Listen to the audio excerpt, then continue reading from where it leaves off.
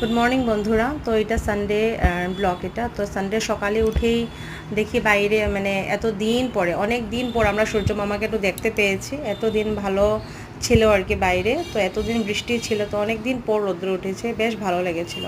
তো সানডে উঠেই আগেই আমি ঘর দরজা গুছিয়ে নিচ্ছি, যেটা আমার ডাস্টিংয়ের কাজ করে নিচ্ছে। তো সানডে সবেরই অল্প থাকে, স্লো মর্নিং চলে আর কি।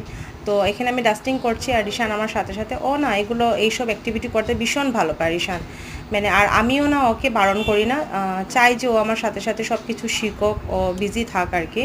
মাম্মা তো মাম্মার সাথে সাথে ও থাকবে আর কি, মাম্মা কী করে কী না ও করে, এরকম প্ল্যান্টে ও জল দেবে, মানে এইসব করে ও অ্যাক্টিভিটিগুলো ভালো লাগে, আর আমিও চেষ্টা করি ওকে শেখানোর আর কি। তো আমার সাথে সাথে ও করছে, আমার সাথে আমাকে হেল্প করার চেষ্টা করছে। তো আমি এখানে সকাল সকালে উঠে এখানে আমি আমার ডাস্টিং করছি, আর বাবা ছেলে দুজনে চলে গেছিলো সকালে বাজারে ঠাকুরের জন্য ফুল, দুধ আর অল্প সবজি নিয়ে এসেছে। বাবা তো একা যেতে পারবে না, ছেড়ে একদম যাবেই, কান্না শুরু, ও যেতেই হবে। তো ও চলে গেল বাবার সাথে, আর এখানেও ফুলটা এনে ঠাকুর ঘরে রেখে দিচ্ছে। তো অনেক কিছু টুকিটাকি জিনিস আমরা রিশানকে করি, আর ও এসব করতে ভালো পায়, ঠিক আছে। মানে সব কিছু তো বাচ্চাকে বললেই তো বুঝবে, তো আমি চেষ্টা করে বোঝানোর। তো এখানে আমি দুধ গরম করে নিচ্ছি। তো আর এখানে সিম্পল ব্রেকফাস্ট হবে আজকে আমাদের, শুধু ব্রাউন ব্রেড আর চা করব, যেটার জন্য আমি এখানে ব্রেডটা সেঁকে নিচ্ছি বাটার দিয়ে অল্প। আর তো সানডেই একটা দিন পাই যেখানে শান্তিতে বসে আমরা দুজনে মিলে একসাথে ব্রেকফাস্ট করতে পারি আর কি।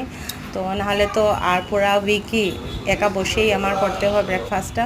তো বেশ ভালো লাগে একসাথে বসে এনজয় করে দুজনে মিলে আমরা ব্রেকফাস্টটা করি। তো আমাদের এখানে ব্রেকফাস্ট রেডি হয়ে গেছে, আর রিশানের ব্রেকফাস্টটা দেওয়া হয়ে গেছে গিয়ে। আর এই যে রিশানের পাপা ডিউটি করছে। তো আমার ব্লগটা কেরম লেগেছে